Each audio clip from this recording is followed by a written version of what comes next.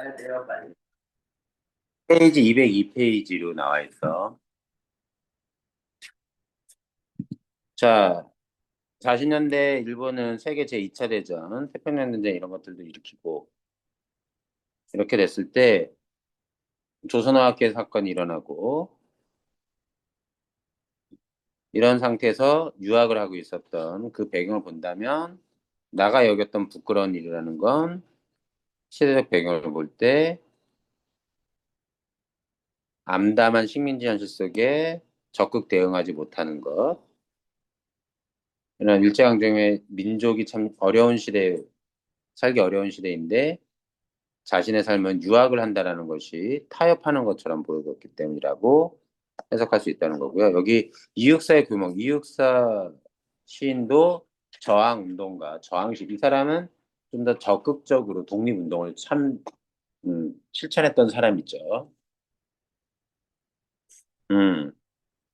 이 작품의 교목이라는 건 나무를 상징하는데, 굳은 의지의 상징이라고 생각하면 됩니다. 이 나무가 아주 곧게 쭉 아주 높게 뻗어 있는 나무를 교목이라고 해요. 그 교목을 보면서 나가 화자가 명령하는 건데 이 교목은 나의 분신 같은 존재인 겁니다.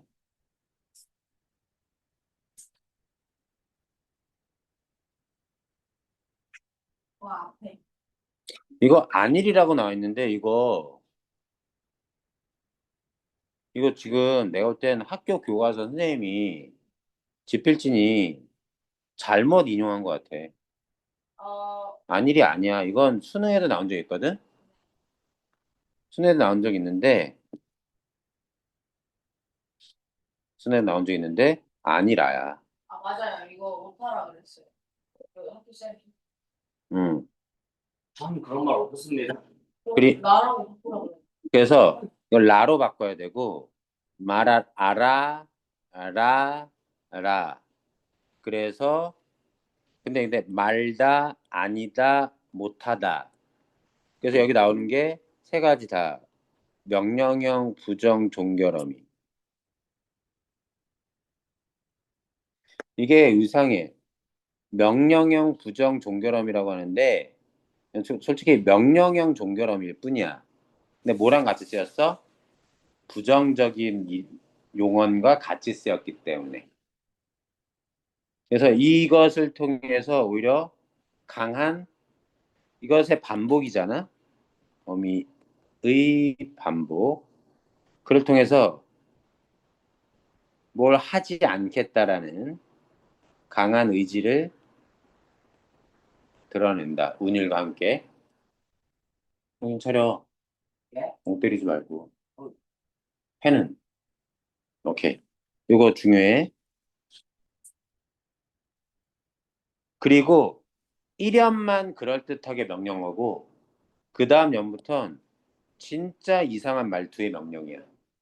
왜 그런지 알아? 네. 왜 그런지 알겠습니다. 왜 그래? 또 마지막처럼 참아 바람도 힘들지 못해라. 뭔가 이게 좀 어색해요. 그러니까 어색한 이유를 아냐고. 이유요? 봐봐. 왜 그러냐면 이 사람이 1930년대 뭐 한참 옛날 시대 우리로 지금으로 따지면 옛날 사람이어서 그렇게 썼을 거라고 생각할지도 모르지만 그게 아니야. 아마 이렇게 썼어야 돼. 마음은 아예 후회하지 말아라. 흔들지 못하게 해라. 라고 써야 되는데 그런데 이육사 자신이 이 시를 각 연의 행에 일행은 일행끼리 글자 수 맞추고 이행은 이행끼리 글자 수를 맞추고 똑같이 삼행은 삼행끼리 글자 수를 똑같이 맞췄어. 글자 수 한번 봐봐. 몇 개지? 다섯, 아홉 개지. 여기 아홉 개, 아홉 개. 여기 몇 개니? 3, 6, 9, 12개. 여기도 12, 여기도 12, 마지막 5, 자, 11개. 여기도 11개, 11개야. 헐, 대박. 의도적인 거야. 그 글자 수를 억지로 맞춘 거라고. 학교에서는 가르쳐 줬는지 모르겠지만 이 억지로 맞추는 바람에 마지막에 끝날 때의 명령의 말투가 우리가 일상적으로 사용하는 말투가 아니야. 그럴 정도로 철저하게 시 자체에서도 자기가 정한 틀대로 글자 수를 억지로 맞춰서 한 형식이 이 사람이 가진 어떤 꼬장꼬장한 굳건한 어떤 뭔가에 타협하지 않는 원래 마음먹었던 걸 끝까지 지키려고 하는 태도를 보여준다라고도 해석하는 견해가 있어. 이해됐어, 무슨 얘기인지? 네. 자, 그러면 자, 풀어나누는 긍정, 이상세계, 가을 뜻이 직유, 세월에 불타고 우뚝 남았어. 혼자 남아서 했어요. 높게. 차라리 봄에도 꽃을 피우지 말아라. 그 말은 그래서 꽃은 부정적인 거야. 나무의 입장에선 봄이 왔을 때 꽃 피우는 건 정상이지만 나는 꽃 피지 않기를 바라는 거야, 저 나무가. 너 꽃 피지 마, 교모가. 꽃 피면 안 돼.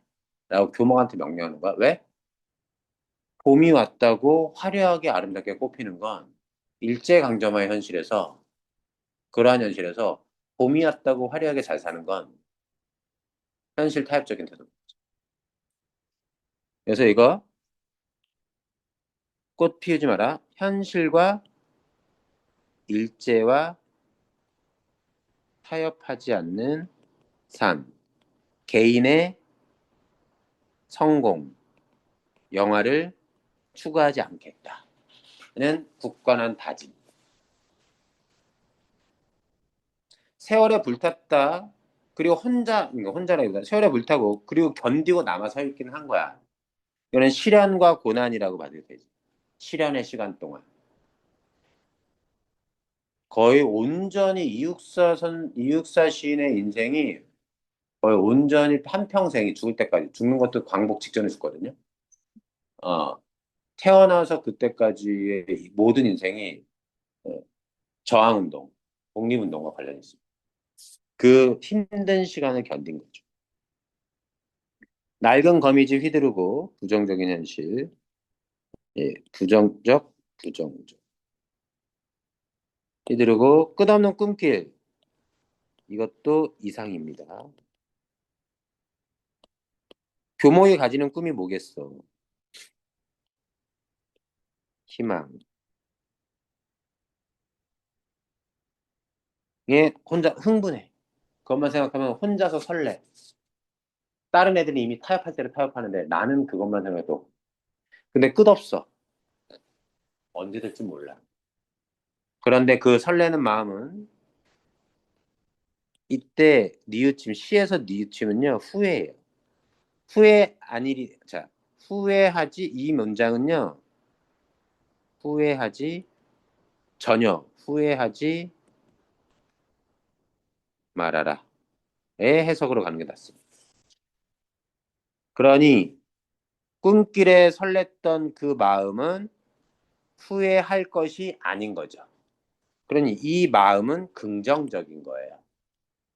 이해됐지? 이 마음을 누가 가지고 있는 거예요? 아니요. 교목. 이 구조는요, 나라고 하는 화자가 숨어 있지. 눈앞의 교목에게 계속 명령을 하는 겁니다. 명령의 반복을 통해서 자기가 소망하는 바를 드러내요. 교목아, 넌 그러지 마. 너 그러지 마. 예, 교목은 그래서 이 마음은 누가 가지는 마음이에요? 교목이 가지는 마음인데, 알아둘게. 그럼 의인화가 됐다는 겁니다. 이 작품에서 교목은 의인화됐어요. 후회할 수도 있고 후회하지 않을 수도 있는 존재입니다. 마음도 가지고 있는 존재고. 검은 그림자 쓸쓸하면 이때 검은 그림자는 자신의 그림자일 수 있겠죠. 음. 쓸쓸함, 외로움, 고독, 홀로 남았어. 더 이상 그 꿈을 쫓아서 같이 갈 수 있는 사람이 없어. 다 꺾었어. 좌절, 단절. 그런데 이제 남은 건 누구밖에 없어. 나 혼자. 근데 여기 교과서는 아무런 부정적 현실이라고 했어. 나는 개인적으로 좀 맞진 않다 생각하지만 어쨌든 혼자 남은 현실, 그래서 부정적 현실. 그럴 거면 호수 속 깊이 거꾸러져. 차라리 물에 빠져 죽어, 나무야. 왜 이렇게 잘했니? 바람에 바람이 너를 흔들지 못하게 해. 외롭고 우울하면, 어? 외롭고 우울하면 어떤 사소한 것에 흔들리거나 마음이 굳건해지지 않을 때, 유혹에 빠지거나 위협에 떨릴 때, 아, 이거 그냥 타협해야 되나? 라는 마음이 들 때 차라리 뭐 하라는 거야? 그렇게 흔들릴 바엔 차라리 죽으라는 얘기야. 너무한 거 아니에요? 앞뒤 순서를 바꾼 거지. 약간의. 이거 도치는 아니야. 호수석 깊이. 차라리 죽어서. 쓸쓸하다면 흔들릴 여지가 있는데 그렇게 흔들릴 것 같으면 차라리 뭐 하라는 거야? 그럴 정도로 죽음을 선택할지언정 흔들리지 마라. 이때 바람은 부정적인 거.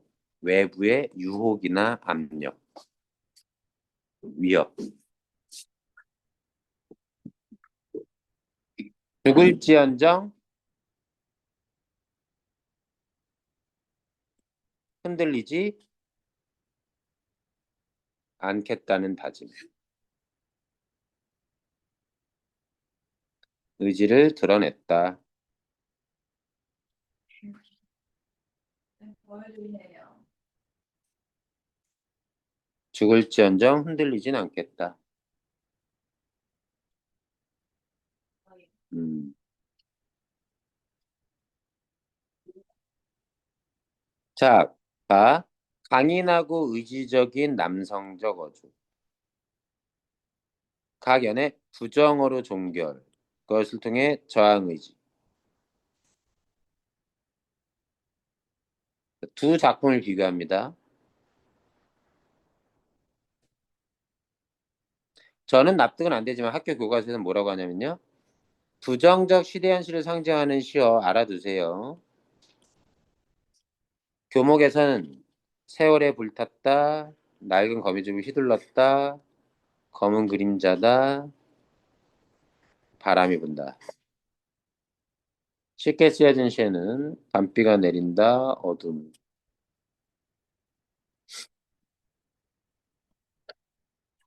자, 둘의 화자는 현실에 대한 어떤 대응이냐?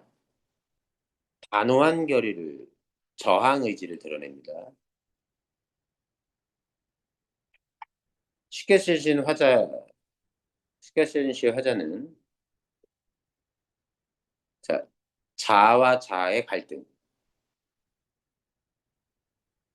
화해를 통한 극복 의지, 강인하진 않아.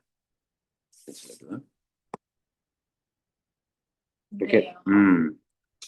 미국 사람은 본명은 안 알려줬는데 아니, 알려져 있지.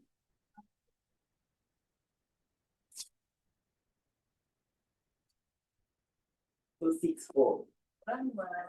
맞아요. 예? 처음 수감 번호.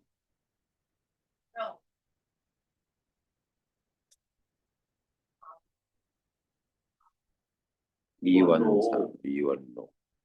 이원 삼은 많이 인형은 들어봤는데 뭐예요? 다르게 부르는 이름. 이원 삼을 더 많이 들어봤습니다.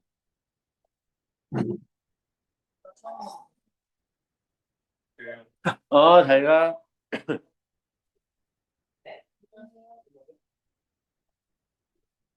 유일하게 까먹은 건 저밖에 없는데. 그래서 언제 돌아가셨니? 1904년에 태어나서 1944년 완전히 일제강점기 풀로 살다가 돌아가. 45년이 거죠. 음, 음. 네. 1910년에 이제 한일 늑약 한일합방 되거든요. 10년부터 해서 45년까지 36년 동안 그 인생의 대다수를. 수험료도 43년인가 김동주 시인도 아마 44년 아니야? 잠깐만. 맞아.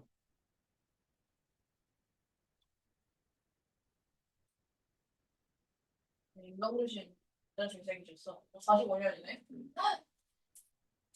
광고 바로 앞두고 27살에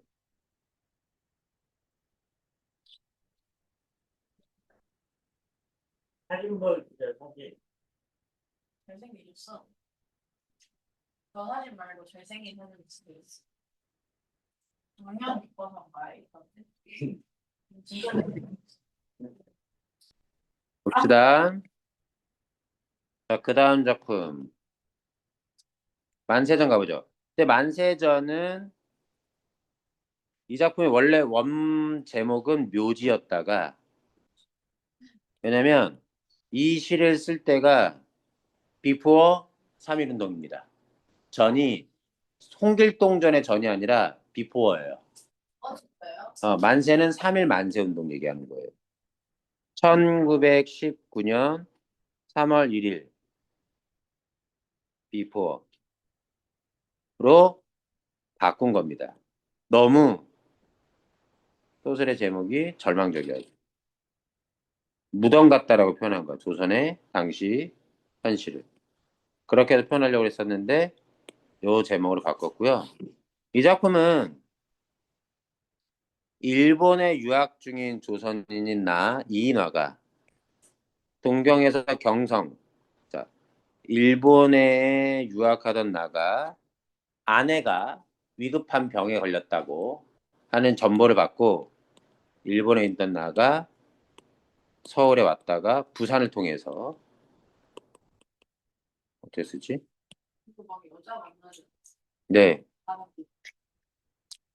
아니, 일단 동경에 그 유학하던 시절에도 마음을 약간 두고 있는 여자가 있어요. 음. 이름부터 말하는 거야. 약간 이인국이랑 비슷해. 지파. 그래서 나 1인칭 시점입니다. 응? 그때 주인공도 친일파예요. 아니요? 친일파는 아니고요. 네. 동경에서 서울로 왔다가 서울에서 다시 동경으로 가는 일종의 여로형 소설입니다.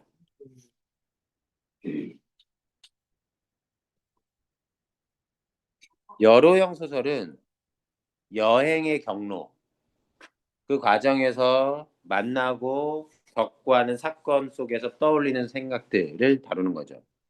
동경에 유학하고 있다가 집으로부터 온 아내가 위급하다는 정보, 결국 아내는 죽습니다. 어떤 무식한 대처 때문에 그랬죠. 무당이나 부르고 막 이렇게 막 미신으로 처리하려고 했다가. 그래서 그 과정에서 보게 되는 조선이라는 나라의 현실을 사실적 묘사로서 나의 많은 생각을 담아가지고 담은 작품. 나는 그래서 여기서 지식인이라는 걸 알고 있어야 돼요. 지식인의 눈에 비친 1919년 3.1 만세운동을 눈앞에 둔 조선의 현실. 그래서 깨닫지 못했던 나가 여행을 통해 무덤과도 같은 식민지 조선의 현실을 새롭게 알게 되며 정신적으로 성장하는 소설이다.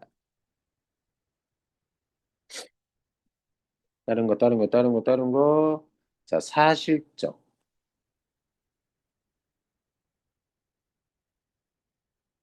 식민지 외의 폭력성 비판. 자기 반성적 성찰. 가볼까? 여기 누구야? 아, 그거요. 그 노동 모직원. 노동이 응, 응. 이 그림이 가려져 있어 보이질 않네. 게 야비하게 음. 여기서 다 야비하게 이렇게 그려놨네. 가볼까요? 일본에 유학 중인 나는 결혼했어. 아내가 위독하는 전보를 받고 귀국길에 오른다. 1인칭 주인공 시점. 나는 도쿄에서 기차로 시모노스키까지 와서 관부 연락선에 올라 배운다. 배 안에 목욕탕. 그래서 이제 나오는 장면은 배 안에 욕실이 있는 거예요. 대중 목욕탕이 배에 타고 있는데 앞에 내용이 좀 많이 빠져 있고 가봅니다. 그래, 그런 훌륭한 직업이 무엇인데 어디 있어요? 이번에는 그 시골자의 동행인 듯한 시골자는 시골 출신의 사람이란 뜻이라고요. 그럼 되고 가만히 듣고 있다가 목욕탕에서 시뻘겋게 단 몸뚱어리를 무거운 듯이 끌어내며 물었다. 그, 그자도 물속에서 불쑥 일어서서 수건을 등대로 넘겨서 이 사람을 따라서 움직이는 거지. 가로를 잡고 문지르며 한번 욕실을 쓱 휙 돌아다보고 그 세 사람 이외의 사람들이 자기들의 대화에는 무심히 한 구석에 앉아 있는 것을 살펴본 뒤 안심한 듯이 비로소 목소리를 낮추며 입을 벌렸다. 왜 목소리를 낮추며 입을 벌려요? 원래 말이 조심스러운 태도입니다. 저 이들 무리는 세 명입니다. 국민분이요. 자, 시골자 한 명, 시골자의 동행이라고 할 수 있는 사람 한 명, 슥 불러보고 목소리를 낮추고 말하는 공감 그자. 노동자, 모집원, 다쓴 거야. 그냥 인신매매 정도로 보기. 이런 사람들이 어, 조선인을 속여서 강제 노역을 시킨 거죠. 징용공. 이 셋이 얘기를 주고받는 겁니다. 정보를 많이 갖고 있는 사람이 이 사람. 정보를 많이 가지고 있고 조선인 노동자를 꿰어서 일본에 있는 공장 회사에 싼 값으로 넘기는 거죠. 인력 매매인이라고 해야 되나? 주도적인 인물입니다. 가보죠. 실상은 쉬운 일이에요, 사실. 나도 이번에 가서 해오면 세 번째나 되오만 내지는 일본을 내지라고 했어요. 왠지 아시겠죠?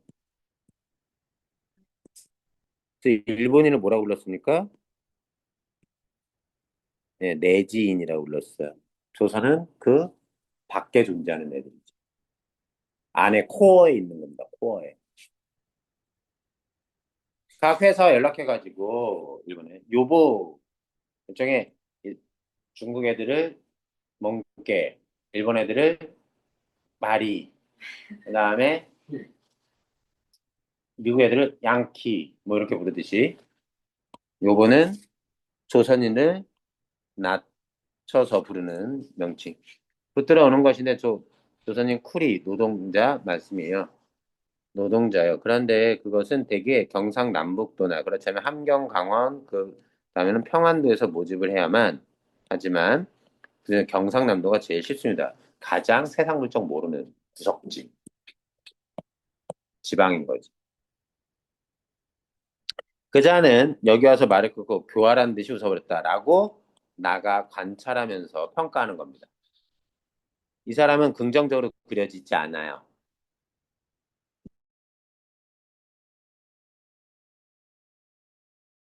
왜?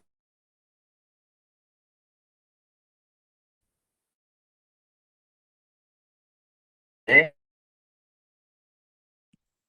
노동자들의 현실을 새로 알게 된 거죠.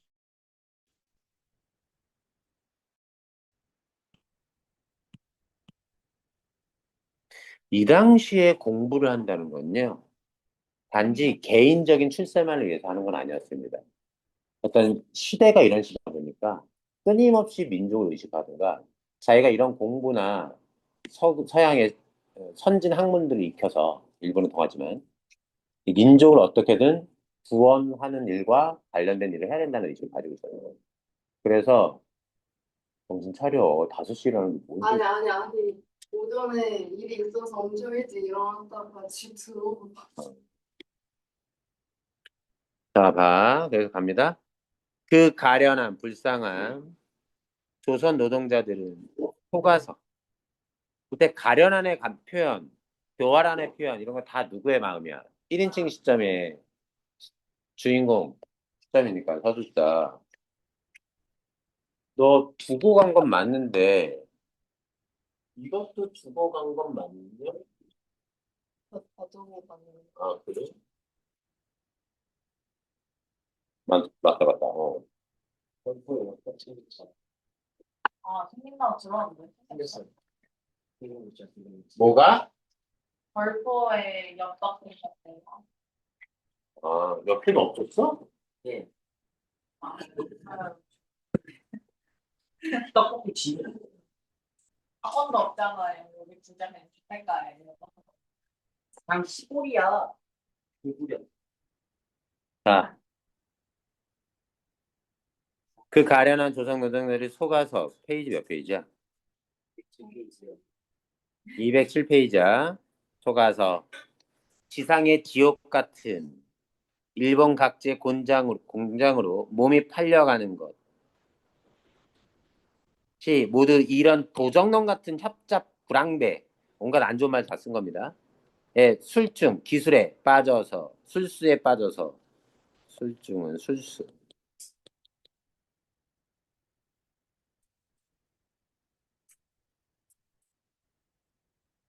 뭐뭐 같은 지급법입니다. 그러는구나 하는 생각을 할 때 나는 다시 한번 그자의 쌍판떼기를 쳐다보지 않을 수 없었다. 교활이라고 얘기하죠, 그 사람? 도적놈 같은 협잡불황배, 쌍판떼기. 그래서 인력 모집원, 노동, 노동자 모집 그 좋게 말한 거지. 사기꾼이지, 사기꾼. 20년에 거의 그런 애에 대한 부정적인 가치평가가 이런 표현을 통해 그자에 대한 분노를 드러내고 있다. 같은 민족으로서 조선 노동자에 대한 것은 연민의 심정을 드러내고 있어요. 옳지. 그래서 이자의 형이 헌병 군조라는 것을 듣고 이용할 작정으로 이러는 게록은 나는 이런 생각을 하며 가만히 귀를 기울이고 앉았었다. 그래서 목욕하는 척 하면서 옆에 듣는 거야. 이자가 누구냐면요. 안 나왔지만 그 시골자라고 불리는 사람의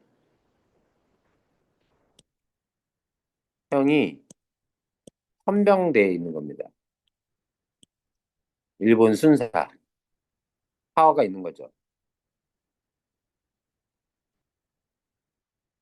그래서 그런 공직에 있는 공권력을 좀 등에 업고 일을 하면 좀 더 수월해질 테니까 그 이유 때문에 얘를 끌어들여 가지고 일을 좀 쉽게 하려고 하는 의도적인 유혹이다. 걸자라는 건 지금은 안 쓰는 말이지만 그자는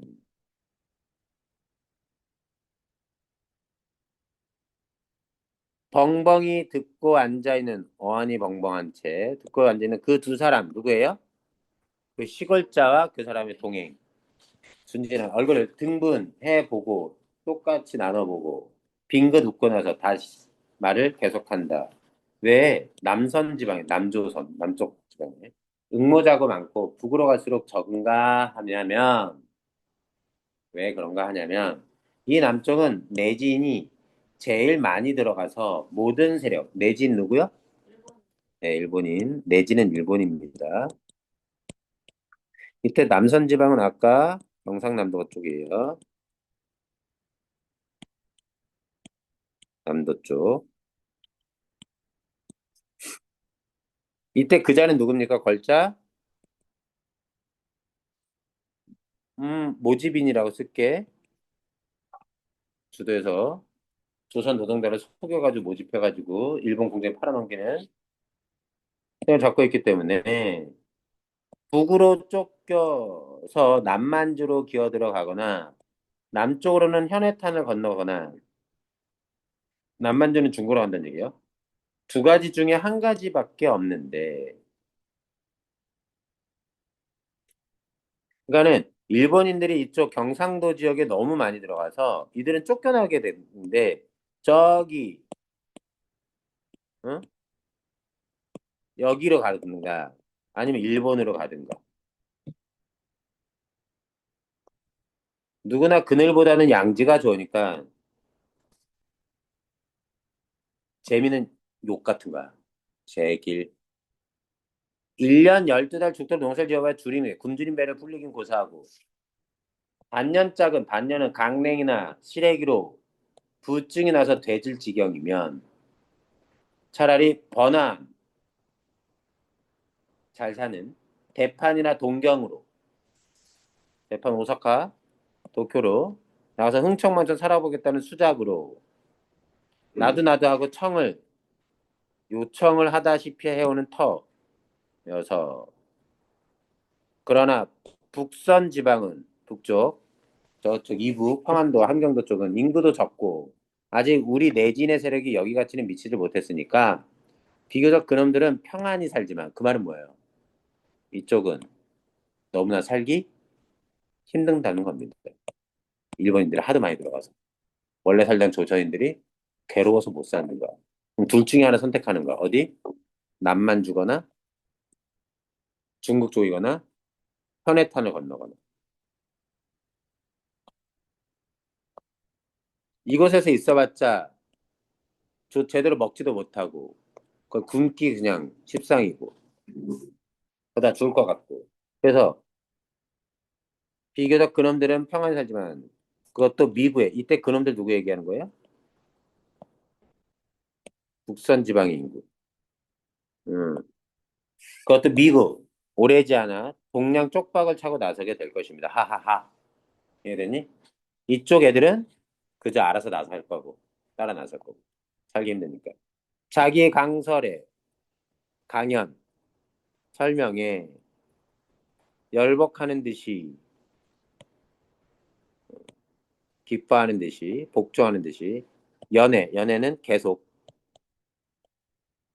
옳지 하며 들어주는 것이 유쾌하기도 하고 누가 들어주는 거야 이걸 그 시골자랑 나랑 동행이 맞장구 치면 들어주는 것이 좋기도 하고 자기의 견문에 자기도 만족한다는 듯이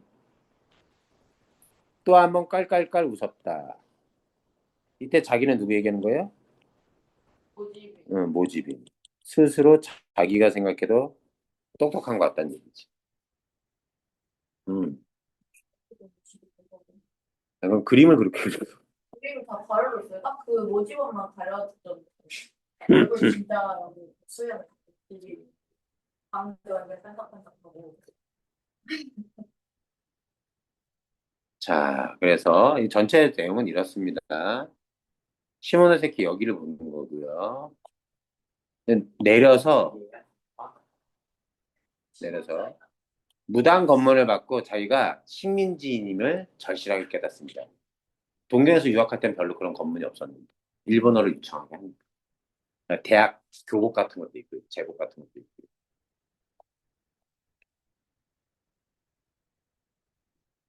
자, 조선에서의 상황은 식민 지배 때문에 갈수록 살기 어려워서 만주, 중국이나 일본으로 떠난 사람들이 많았고 농사를 짓다가 굶주린 사람도 많았어. 자, 일본에서는 어땠냐? 그렇다 해서 일본 간다고 해서 좀 살기 좋으냐? 높은 월급을 기대하고 갔는데 낮은 품삯의 탄광 같은 곳에서 중노동에 시달렸다. 가볼게요. 그래, 그렇게 모집을 해가면 얼마나 생기나요, 돈이? 촌뜨기는 이때 촌뜨기가 누구야? 아까 시골자, 순진해서. 교사는 침을 흘리며 묻는다. 얼마긴 뭐요? 여비가 있지, 일당이 있지. 게다가 한 사람 모집하는데 1원 내지는 2원이니까 여비, 일당, 거고. 그건 회사와 일의 종류에 따라서 다르지만 가령 방적 회사의 여공 같은 것은 임금도 싼 데다 모집원의 수수료도 제일 싸고 광부 같은 것은 지금 시세로도 1원 50전으로 에서 2원까지라오. 가령 지금 1000명만 맡아가지고 와서 보구려. 1000명을 모집해서 데려가게 되면 2, 3, 4개월, 2, 3개월 안에 엽이나 일당에서 남는 것은 그까짓 건 다 빼고서라도 1,300, 400원, 잘만 하면 근 2,000원은 여지없이 똑 떨어질 것이니 번단 얘기야. 지금 이게 금액이 얼마인지는 잘 모르겠어. 어쨌든 물가로 따진다면 어마어마하겠지. 쌤이 얘기해줬는데 학교에서 1원이 그때 한 5만 원 정도. 와. 자,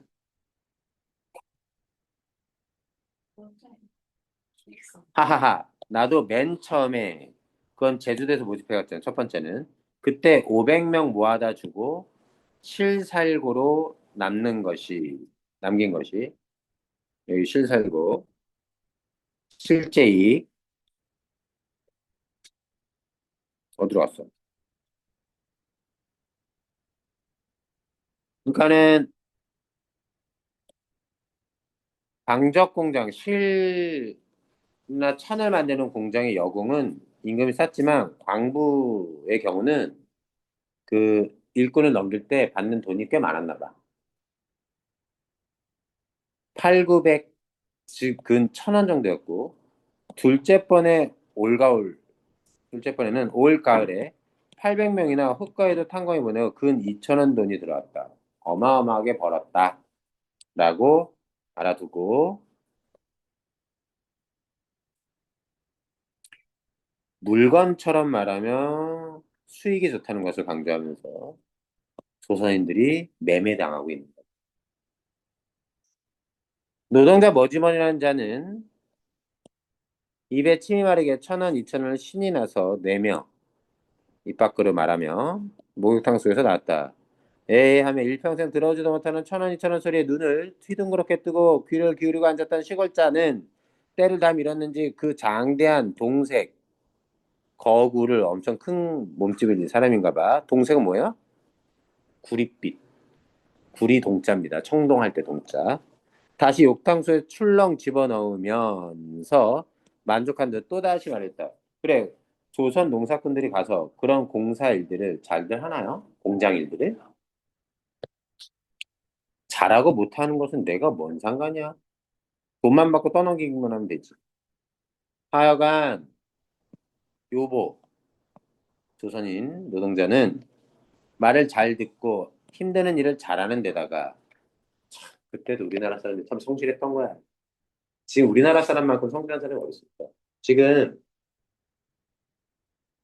미국이 제조업이 다 망가져가지고 미국은 2차 세계대전 이후 제조업에서 손을 많이 내려놓고 소비 국가로 전환됐어요. 그러니까 외국에서 훨씬 싼 걸 막대하게 수입해가지고 사도 나라에 돈이 넘쳐났어. 왜? 달러 찍어내면 되니까. 지네가 뭐야? 기축통화국이잖아. 모든 무역에서 뭘로 써? 달러로 써. 돈 부족하면 뭐 하면 돼? 찍어내면 돼. 걔네는 부도 안 사. 근데 우리나라는 뭐야? 달러가 있어야 뭔 빚을 갚든가 뭘 하든가 하지. 달러가 없으니까 IMF 터지는 거거든. 근데 지금 다시 제조업을 부흥시키려고 트럼프가 우리나라 현대차 공장 거기다 막 세우라고 하고 반도체 공장도 거기다 세우라고 하고 안 그러면 관세 때리겠다고 하고 그래서 거기서 누굴 쓰라는 거야? 미국인 노동자를 쓰라는 거야. 그다음에 배 조선소도 거기다 지어놓고 하라는 거지. 근데 그거를 기술을 모두 가지고 있는 게 누구야? 중국. 근데 중국이랑은 경쟁 상대잖아. 중국이랑 그걸 하게 되면 자기의 정보나 이런 것들이 보안 이런 것들이 문제가 되고 완전 중국에 의존하게 되잖아요. 남는 나라가 어디야? 한국밖에 없어요. 한국이 진짜 작은 나라인데 모든 걸 풀스택으로 다 가지고 있는 거야. 이해돼? 근데 문제는 뭐다? 미국인을 고용해서는 단가를 못 맞춰. 이해되니? 예. 미국인들이 버는 그들의 물가 수준, 생활 수준, 평균 노동 시간당 임금이 있을 거 아니야. 우리나라보다 압도적으로 높지. 우리나라가 어떻게 이렇게 물건 잘 만드냐? 우리나라도 많이 어, 노동자들의 임금 수준이 높아졌다고 하지만 미국엔 될 게 아니지. 이거 못 낮춰요. 못 낮추지. 어떻게 낮춰? 거의 쉴 대로 쉬고 훨씬 더 노동법이나 이런 거 훨씬 더 강한데인데. 그러니까 대만이 TSMC라고 해서 거의 하이닉스랑 그 삼성전자보다 높게 평가되고 있는 반도체 회사가 있거든. 제조 회사가 그거 하나로 대만이 엄청난 그 경쟁력을 가지고 있는데 그걸 지금 트럼프가 뺏어가려고 하는 거야. 근데 문제는 뺏어서 중국 이제 미국으로 그걸 이전하게 돼서 거기서 생산한다고 하면 TSMC는 엄청난 손해를 볼 거야, 매년. 왜? 대만에서 고용하는 노동자들이 엄청 싼 값을 하는 거야. 근데 똑같은 공장 시설을 지어서 똑같은 생산시설을 돌린다 해도 거기에 들어간 인력이 노동비가 비싸니까. 엄청 우리나라처럼 24시간 풀로 3교대로 가동하면서 일하고 뭐 하는 사람들이 그렇게 없어. 반도체에서는 24시간 풀로 돌아야 돼. 한 번 공장 멈추면 수조 원대를 손실하는 거고 몇 달의 생산이 지체되는 거야. 이번 삼성이 파업하려고 했을 때 그것을 끝까지 타협해가지고 파업을 못하게 만들려고 했던 노력했던 이유는 노조가 달라는 돈을 주는 게 차라리 덜 손해인 거야. 너무 많이 받아요.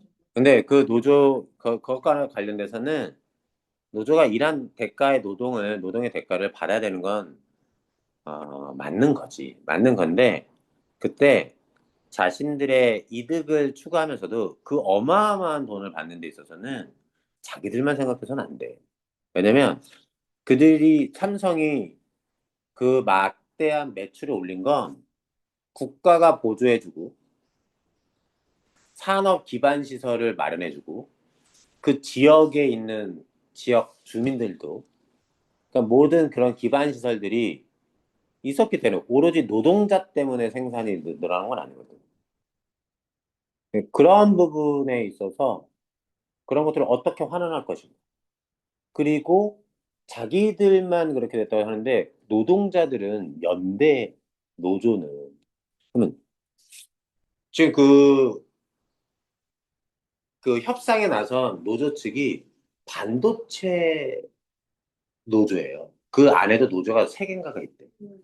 근데 걔네가 지금 분열됐다는 거야. 타협하는, 협상하는 과정에서. 왜? 반도체 노조들이 지들만 얻어야 된다고. 그래서 생각이 누구 안 만들었는데 그 사람이 그거는 잘못된 건데, 원래. 노조는 만들어줘야 돼. 원래. 근데 걔네들이 이번에 연대의 정신이 없이 자기들이 일한 대가를 받아야 된다. 일한 대가를 요구하는 것까지는 맞아. 근데 그게 연대가 없는 정의가 없는 연대는 위험해. 연대가 없는 정의는 독선, 자기 주장만 하는 겁니다. 우리 억울해. 우리 대가 받아야 돼. 근데 지들만 하는 거죠. 그리고 마치 자기들만 피해자이냐. 그러면 누구의 호응도 받지 못해. 그렇게 노동의 대가를 제대로 받지 못하는 게 전국의 노동자가 마찬가지.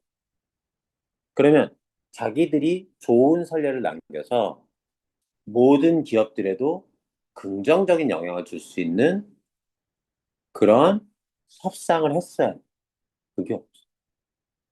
그러니까 호응을 못 받지. 보통, 보통, 노사, 이런 파업이나 이런 거 있으면 보통 여론이 노동자들 편을 좀 그래도 우위로 들어요. 이번에는 파업에 반대하는 게 80%가 넘었어. 어마어마한 거예요. 국민들의 호응을 못 받았다는 얘기입니다. 그 노조의 지도자가 진짜 바보 같아. 이런 거 얘기 녹화하면 안 됩니다. 더 녹화되고 있는 거 아니에요? 아, 편집하기는 편집하세요. 괜찮아, 괜찮아. 설마, 어? 캡컷 로그인 일주일 무료로 쓸 수 있어요. 캡코? 캡컷 그 편집하는 오, 네. 동영상을? 제미나이의 동영상 편집은 안 되나? 그걸 주고 아, 그래요? 그거 자, 일단 가볼게. 잘 듣고 힘든 일도 잘해. 그 성실성은 진짜 대단한 것 같아. 임금이 허라니까 싸기. 임금이라고 해야 되나 거기? 안성맞춤이지. 그야 처음 데려갈 때는 품삯도 많고 일은 들어누워서 떡 먹기 쉽다고 거짓말. 푹 삶아 설득하긴 하지만 그래도 갈 때 노자며 여행비. 그리고 처자식까지 데려가게 하고 게다가 조선에 있는 빚까지 갚아주는데 지하물은 어떤 놈이라도 안 따라 나설 놈이 있겠어. 한 번 따라 나서기만 하면 그냥 전차가 있는데 전차 뭐 이렇게 받아 쓴 게 있는데 미리 받은 것 일종의 대출 받은 거 이런 거지 쉽게 말하면 이게 어떻게 해서 받을 수 있었겠어. 일본 가서 공장에서 일하면서 갚으라고 하면서 미리 줬을 가능성이 높지. 그야말로 도가내 든지지.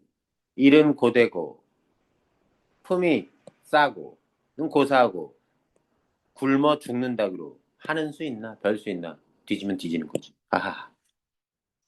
자, 무책임하고 악랄한 연봉.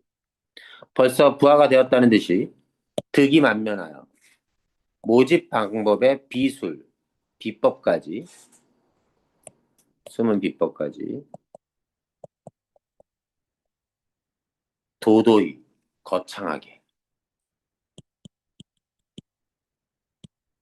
막힘없이 왜 느리지? 왜 이러지? 겁나는데? 설명해주고 앉아있다. 나는 조금 더 느리라고 일부러 머무르면서 앉아있으려니까 다 씻었던 것 같은데 일어나지 않고 승객이 다 올라탔는지 벼랑간에 목욕 손님이 한때가 디밀어 들어오기에 금시초문의 그 무서운 이야기, 끔찍한 이야기입니다. 이 뜻은 처음 듣는 끔찍한 이야기. 이를 곰곰 생각하며 몸을 훔치기 시작했다. 드디어 이제 목욕 마무리하는 거야. 22세쯤 된 책상 도련님 누구예요? 자기 자신입니다.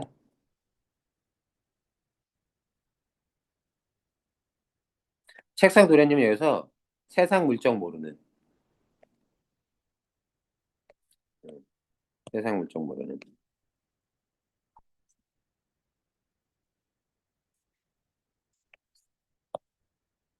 그때 나로서는 이러한 이야기를 듣고 놀라지 않을 수 없었다. 인생이 어떠하니 인간성이 어떠하니 사회가 어떠하니 해야 해봤어야 이런 얘기를 뭐 대학 유학하면서 그럴듯하게 내뱉었던 거지. 고민하고 해봐야 심심풀이로 그냥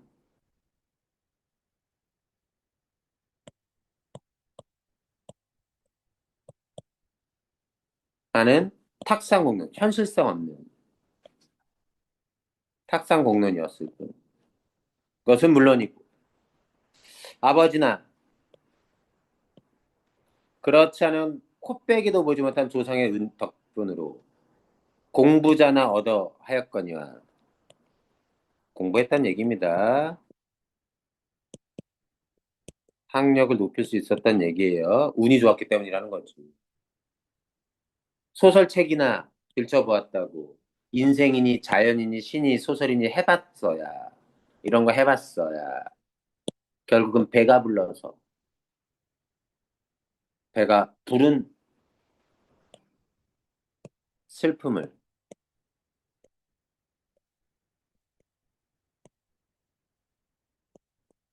호소함일 따름 이게 무슨 말 배부른 소리나 했을 뿐. 진짜 모습, 진짜 사회의 이면의 이면, 속의 속, 진실의 진실, 진상의 진상과는 아무 관계도 이어짐도 없었던 것이다. 내가 지금 얘기하는 모든 것들. 그러고 보면 내가 지금 하는 것, 그리고 그것으로부터 하려는 일이 결국 무엇인가 하는 의문과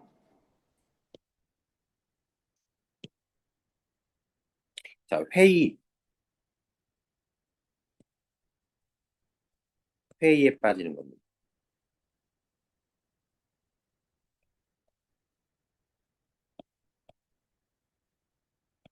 오, 시간차가 이렇게 나지? 빠짐. 어떤 거냐? 자기 반성이. 내가 지금 뭐 하고 있는 거지? 난 진짜 내가 하고 있는 공부가 진짜 쓸모가 있는 것일까? 1년 12달 죽도록 애를 쓰고도 반년장은 시래기로 목숨 이어나가지 않으면 안 되니까 하는 말을 들었을 때 과연 그게 사실일까 하는 의심이 날 만큼 나는 기가 번쩍 충격받은 거야. 나는 8, 9세까지 부모의 고향인 충청도 촌속에서 자랐고 그 1년에 한 두어 번씩 촌락, 시골에, 고향에 발을 들여놓아 보았지만 설마 그렇게까지 소작인들의 생활이 참혹하리라고는 꿈에도 들어본 일이 없어. 그냥 나름 부자인 집안의 자식인 거예요. 시를 짓는 것보다는 밭을 가려고 한다. 그러나 밭 가는 그것이 벌써 시가 아니냐. 사람은 흙에서 나와서 흙으로 돌아간다. 흙의 방순한 냄새, 취할 수 있는 자의 행복이여. 흙의 부국한 생기야말로 너 인간의 끊임없는 새 생명이니라 라고 올 봄에 산문시 쓰던 시의 내용. 이 시의 내용이 조선인들의 실상은 전혀 알지 못하는 현실을 아무것도 모르고 상상 속에서만 아주 낭만적으로, 이상적으로 밭에서 일하는 것을 쓴 거지. 완전 쪽팔린 거예요. 알고 봤더라. 쓰던 자기의 공상, 헛된 상상과 천한, 아주 얕은 생각이 도리어 부끄러웠다. 반성입니다. 부끄러움을 느끼. 그래도 똑똑한 애네. 어떻게 승어가 흙의 냄새가 방순치 않다는 것도 아니다. 그 향기에 취할 수 있는 자가 행복스럽지 않다는 것도 아니다. 그래, 흙의 냄새 방순한이 어딨어? 향기롭다, 진하다. 흙의 냄새 향기롭고 진할 수 있고 그 냄새 취할 수 있는 자가 행복스러울 수도 있어. 그런 거지 뭐.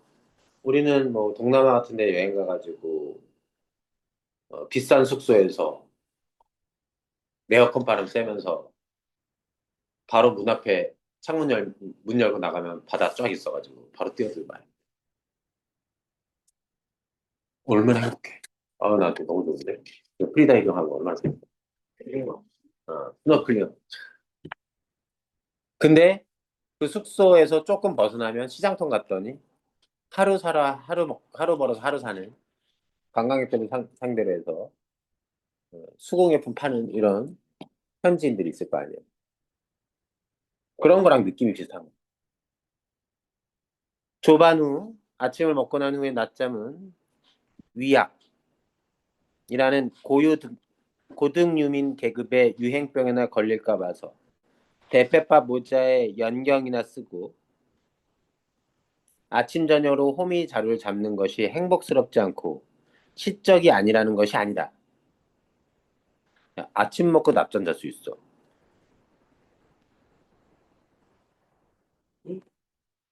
여기 지금 고등 유민의 유민계급. 어휘풀이 잠깐 볼게요. 자, 이게 무슨 뜻이야? 고등교육을 받은 실업자.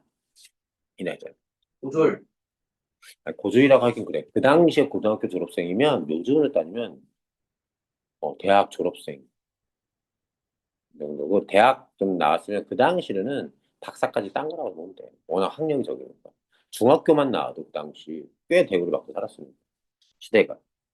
자, 안경, 선글라스 같은 거 이런 것들이고 이게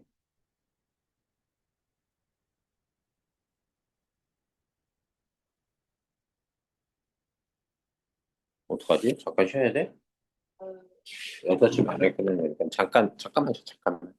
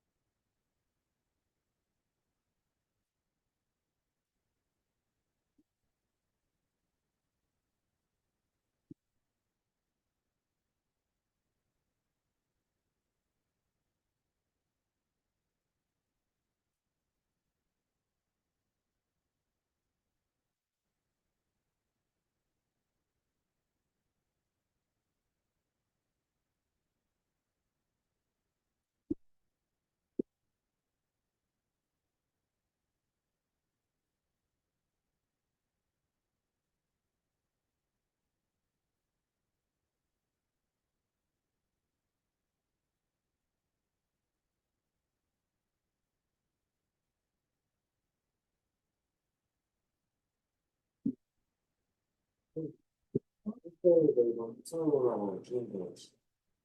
어? 설탕이 학생으로 하고 기행되었지. 아. 아. 그리고 이등한테 추월당했다고 슬퍼하는데. 이거지.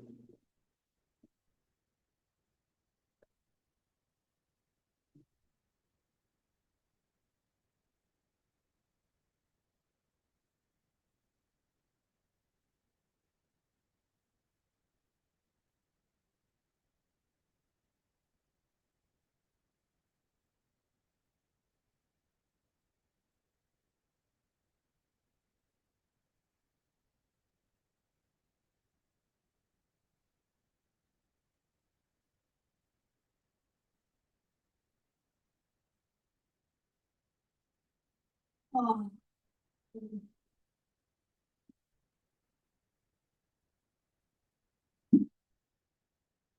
이게 23일인가? 어. 이거 빨리 가야 되는데. 가. 지금 가. 나머지 부분은 저거 들어. 내가 일본. 일본가? 가정여행 가서 오늘 가야 되는데. 일본가? 무슨 일본 무슨 얘기하는데 일본인가? 아! 일본 가서 한국 태극기 흔들고 올게. 야 그거 인증해주면 안 돼? 인스 올려줘. 거기서 참하자. 거기서 일본 갔는데 일본을 묻힐 수도 있어. 맛있는 거 사와. 거기 뭔가 맛을 이번 주는 그래서 포켓몬 카드만 아니 진짜 제발. 커피 빠져. 나 선물해줘. 나도 거기서 좋은 거 포켓몬 카드 선물해줘. 좋은 거 보면 막 100만까지 올라가 버리신다고. 나도 색 하나만 줘봐. 팩 하나, 일본 팩 하나가 얼마 비쌀지? 모르는데? 일본 팩 하나에 5,000원이야. 왜 이렇게 비싸? 아니 일- 그렇게 비싸? 일본 현지에서는 1,500원인데 한국 들어오면 5,000원이야. 와. 그렇게 가격은 나에게 투자해주지 않을래? 근데 하이 클래스 팩이다. 그럼 이제 팩 하나당 막 3만 원. 아니 세영아 어? 맛있는 거 사주면 안 돼? 너 뭔데? 못 줬는데 나한테 주는 거 하나도 없잖아. 나도 하나. 솔직히 말해서 이해지 너는 너를 먹을 게 없어. 나한테 준 게 없어. 그래. 없어 임마. 나는 너도 비슷해. 아니 내가 뭐가 비슷해 나는 좀 줬는데 800원 있잖아 800원. 800원?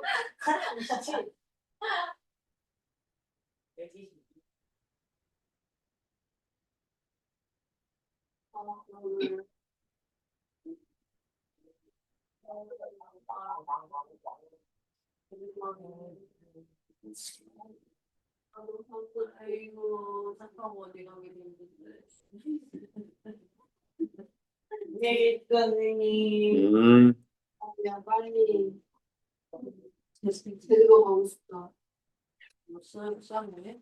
그냥 집에서 쉬고 싶어.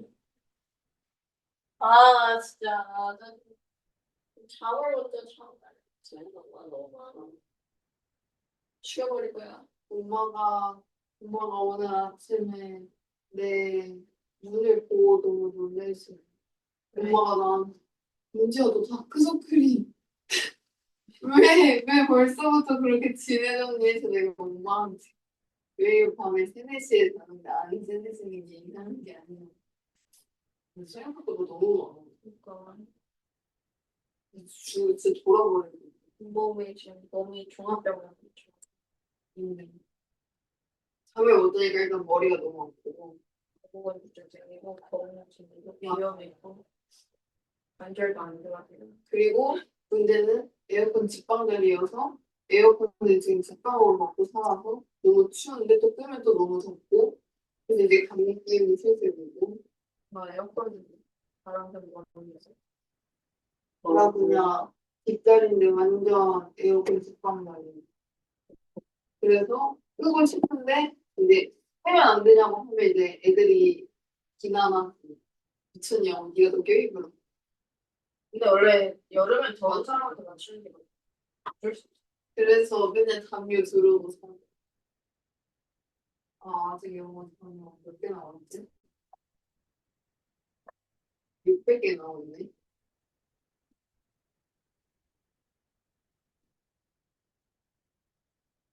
재밌다. 그래서 평소보다 많이 재밌는데. 나 오늘 아침에 일 있어서 한 4시간, 3시간 자고 그래서 집에 한 2시 넘어서 들어왔는데 너무 졸려서 그냥 그때부터 낮잠이 그리고 5시에 일어났어. 지금 밥을 너무 든든하게 먹어가지고.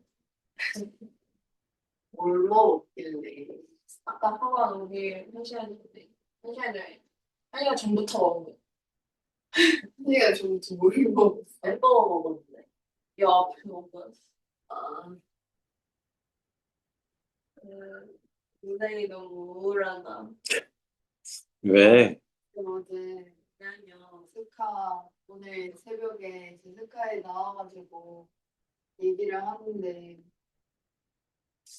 이치 얘기를 하다가 너무 현타가 와서 삶이 너무 무뎌졌어. 괜찮아.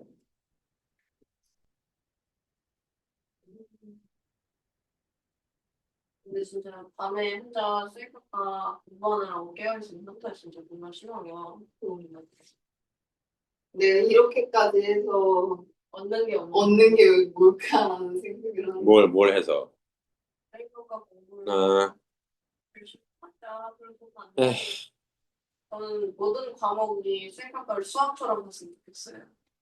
아주 이지하게. 수학은 어떻게 하는데? 수학이요? 문제 다 알려주고 그냥 어떻게 푸는지만 알아오면 다 맞출 수 있게 내줘요. 근데 어, 하도 못해가지고. 그냥 아니요 저는 한국인이 아닌가 봐요. 영어를 외우는 게 더 쉬워요. 다 그런 거 아니야? 나 진짜 그거 너무 죽었어. 나 진짜 뭐지? 아니 세지 다 맞잖아. 외우고 아침에 일어났는데 진짜 위가 진짜 찢어질 것 같이 너무 아픈 거야. 그래서 이제 위험약을 먹으려고 찾아왔는데 약이 이제 동동 난 거지. 그래서 그때 이제 빠지고 그 병원 갔다 가겠습니다 하고 나 그때 진짜 얼마나 잠들어갖고 아침에 못 외웠다고 지랄지랄 했다가 엄마랑 대판 싸우고 나고 아침도 안 먹고 나고. 진짜 어. 아니 외우는 거 너무 빡세. 아니 아, 한국어 외우는 게 왜 이렇게 힘든지 모르겠어. 아니 한국어가 제일 어려워. 그러니까 진짜 왜 한국어가 제일 어려울까요? 우리 문국어라서 어렵게 되는 거야. 한국어가 어쩔 수 없는 게 단어만 알고 문장만 읽어서 되는 게 아니라 그것이 담고 있는 의미까지 내용을 담고 있잖아. 좀 파고 들어가서 봐야 될 것 같아. 국어를 못하지. 그거 아세요? 저 국어 등수가 제일 낮은 거 아세요? 아, 저 90등에 90등, 수학이 44등인데 이게 말이 됩니까 이게? 말이 안 돼요. 쌤, 사실 저도 영어가 순위가 더 높아요, 등수가. 아니 그 영어 점수 못 받았는데 왜 이런지 모르겠어요. 이해가 안 됩니다. 아니, 그러니까 국어는 애들이 좀 만만하게 봐서 국어만 봐서 그래. 만만하게 보는 게 아니라 지들이 한국인이니까 한국어라도 잘 보자라는 마인드인 거야. 나 애들 국어밖에 공부 안 하잖아. 그래서 덕분에 다른 과목은 다 깔아줘가지고 점수가 그 꼬라진 등수가 너무 잘 나오는 거지. 아, 수학의 등수 따위가 진짜 되게 좋아. 인정? 저희 학교에 진짜 절반 이상 다 수포자 했을걸요? 어. 그러니까 저도 수포자인데, 그러니까 수학을 아예 놓지 않았는데, 그 놓는 애들이 너무 많아서, 제가 아무리 점수를 거지같이 맞아도 등급이 항상 나오고, 등수. 제 스포츠 진짜 많아요. 서우 애들이랑 친하거든요. 근데 네. 걔네 맨날 자기 학교 수학 생각보다 너무 쉽다고 보여줬는데 저희 학교가 더 쉬운 거예요. 저희 학교 진짜 문제를 그냥 다 알려주고 숫자만 바꾸거든요.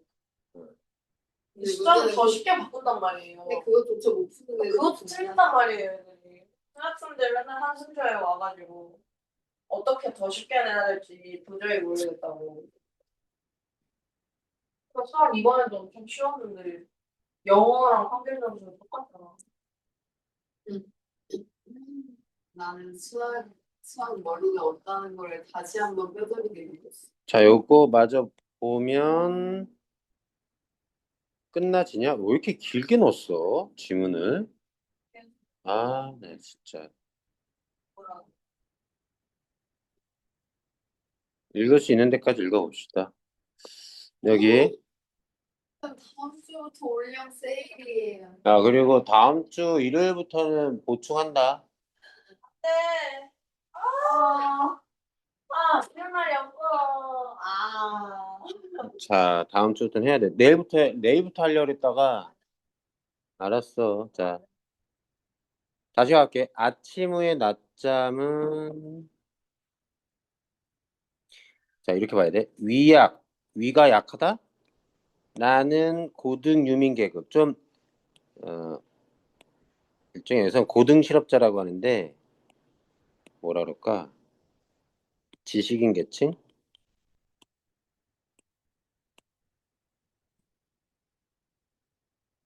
의 유행병에 걸릴까 봐서, 그러니까 조반 아침 먹고 낮잠 자면 그 일종의 위상 이거 그 뭐라 그럴까?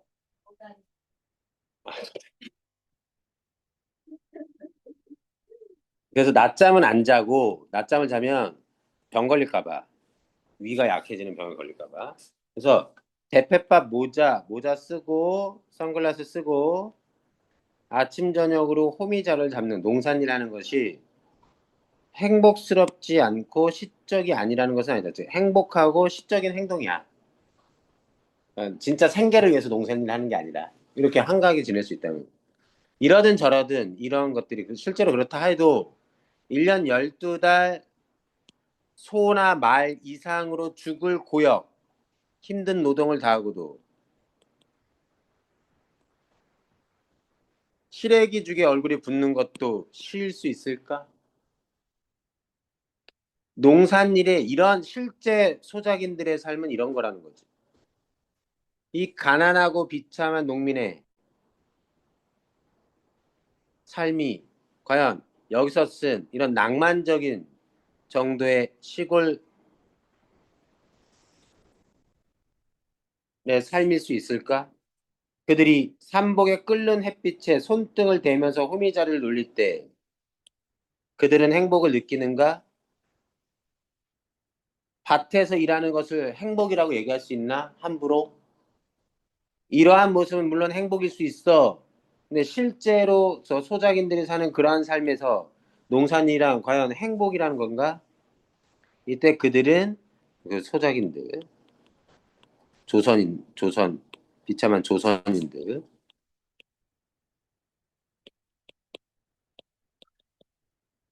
그들은 흙의 노예다. 자기 자신의 생명의 노예다.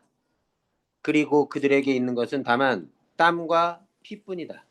그리고 굶주림뿐. 그들은 어머니의 뱃속에서 뛰어나기 전에 벌써 확정된 유일한 사실은 그들의 모공이 막히고 혈청이 마르기까지 흙에 그 땀과 피를 쏟으라는 것, 온갖 희생과 노력만 더하는 거죠. 열 방울의 땀과 백 방울의 피는 한 알의 나락을 기른다. 그러나 그 한 알의 나락, 쌀알 같은 거예요. 누구의 입으로 들어가는 거야? 그에게 지불되는 보수는 무엇인가? 굶주림만이 무엇보다 확실한 그가 받을 품삯이다. 자, 노동의 대가를 제대로 받지 못하는 농민들의 처지. 그래서 배 안에서 목욕탕에서 만난 그 생판 모르는 일본인들의 대화 속에서 조선 농민의 비참한 삶을 알게 되는 겁니다. 나는 몸을 다훔치고 옷 입는 곳으로 나왔다. 나는 나오는 사람, 들어오는 사람, 나가는 사람과 들어오는 사람, 한참 복잡되는 틈에서 불이 나게 양복 바지를 꿰며 다리를 신으며 입으며 서 있으려니까 어떤 보지 못한 친구가 문을 반쯤 열고 중종모자를 쓴 대가리를 불쑥 디밀며 황당한 안색으로 방안을 휘휘 둘러본다. 중절모자를 쓴 대가리. 이 사람이야. 실례합니다만 이나란 이가 계십니까? 하고 묻는다. 나요. 왜 그러오? 했더니 이나 나예요. 나는 걸자는 그자란 뜻입니다. 앞으로 수업할 때 나서 이렇게 대답했다. 걸자는 한참 찾아다니다가 겨우 만난 것이 반갑다는데 빙글빙글 웃으며 문을 활짝 열어줘 치고서서 이리 좀 나오라고 명령하듯이 소리친다. 학생복에 망토를 두른 체격. 제 딸은 유창하게 한다시는 일어의 어조가 묻지 않아도 조선 사람인 것은 분명하나 그래도 짓궂게 일부러 일본어를 사용하고 자, 그래서 이거 학생복에 망토를 두른 모습 누구 얘기하는 거야? 그자입니다. 그리고 그자는 지금 묻는 게 일본어를 사용한 거예요. 일본어를 사용했지만 뭐야? 어, 말투가 어색한 거지. 일본인 사람 같지가 않지.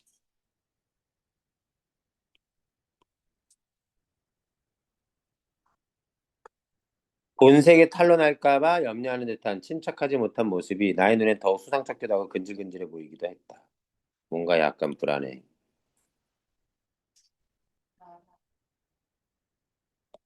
누가? 그 사이 드러날까 봐 불안해하는 그 모습. 나의 성명과 이름과 그 사람의 어조를 듣고 우리가 조선 사람인 것을 짐작한 여러 일본인들의 시선은 나에게서 그자에게서 나에게로 올지 갈지 하는 모양이었다. 왔다 갔다는. 말하자면 우리 두 사람은 일본 사람 앞에서 희극, 코믹한 연극을 연기하는 앵무새 같은 모습이었다. 그래서 주변 일본인들의 시선을 의식합니다. 나는 누구처럼 비춰지길 원해요.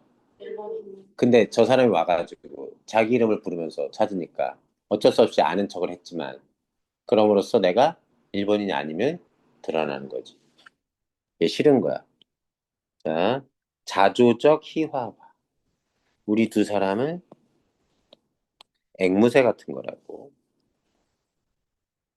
구경거리처럼 여겨지는 겁니다.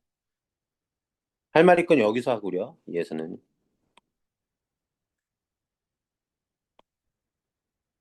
나는 기영가 미영가 하며 역시 일어로 대답했다. 여기 뭐냐면 긴가민가의 원랫말.